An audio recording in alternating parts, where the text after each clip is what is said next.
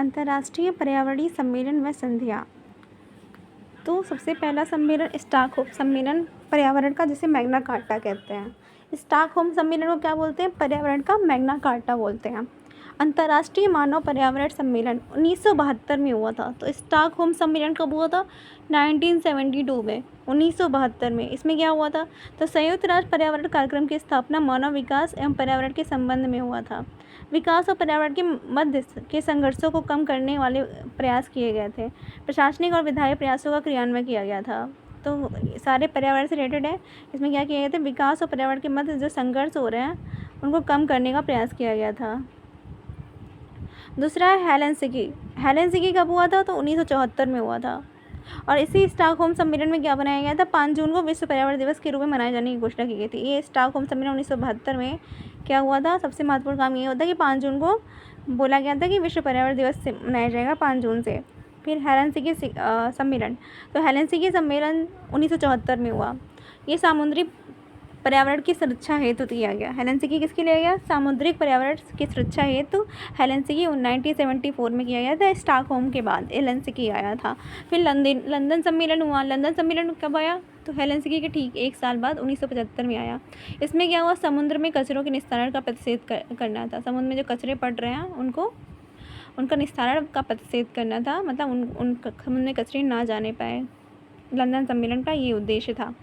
यूरोपीय वन्यजीव व प्राकृतिक निवास क्षेत्र संरक्षण सम्मेलन। तो यूरोपीय वन्यजीव व प्राकृतिक निवास क्षेत्र संरक्षण सम्मेलन 1979 में हुआ था।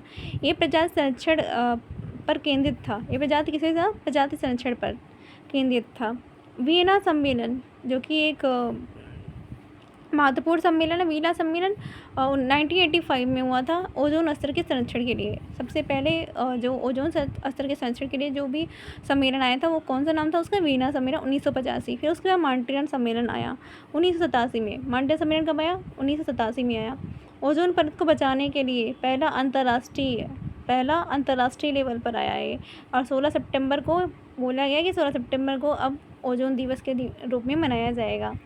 तो क्या था? ओजोन परत को बचाने के लिए पहला अंतर्राष्ट्रीय समझौता 16 सितंबर मॉन्ट्रियल प्रोटोकॉल 1987 को हुआ था। ओजोन दिवस के शुरुआत यहीं से इसी सम्मेलन में बोला गया था। 16 सितंबर को अब क्या मनाया जाएगा? ओजोन दिवस मनाया जाएगा। मॉन्ट्रियल प्रोटोकॉल या मॉन्ट्रियल सम्मेलन 1987। रियो सम्मेलन, इसको पृथ्वी फर्स्ट सम्मेलन से भी जानते हैं, नाम के जानते हैं।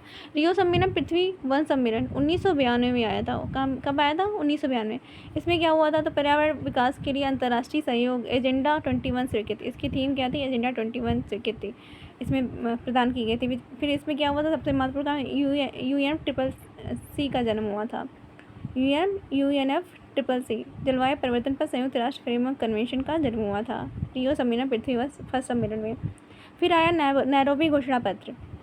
नैरोबी घोषणा पत्र 1997 में आया।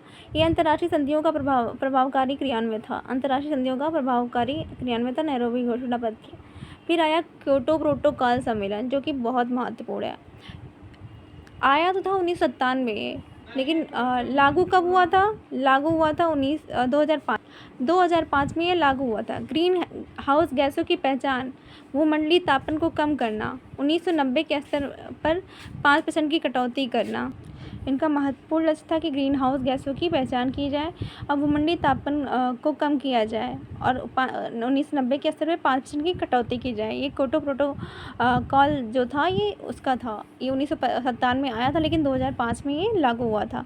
माल्मो घोषणा पत्र में क्या था? माल्मो घोषणा पत्र 2000 को आया था। ये पर्यावरण संरक्षण में निजी क्षेत्र की भूमिका के लिए था। फिर इन्फोटेरा डबलिन ये भी 2000 में आया था। माल्मो इन्फोटेरा किस में आया था? 2000 में। दोनों ही पर्यावरण के लिए था। एक पर्यावरण संरक्षण के लिए था, दूसरा पर्यावरण सूचना के विस्तार के लिए था। फिर जोहान्सबर्ग सम्मेलन, जो पृथ्वी सम्मेलन के 10 साल बाद आया था। जो रियो सम्मेलन था उसके 10 साल बाद आया था। इसको इसीलिए पृथ्वी 2 सम्मेलन भी कहा जाता है। जोहान्सबर्ग सम्मेलन को रियो +10 सम्मेलन या पृथ्वी 2 सम्मेलन कहते हैं। ये 2002 में आया था।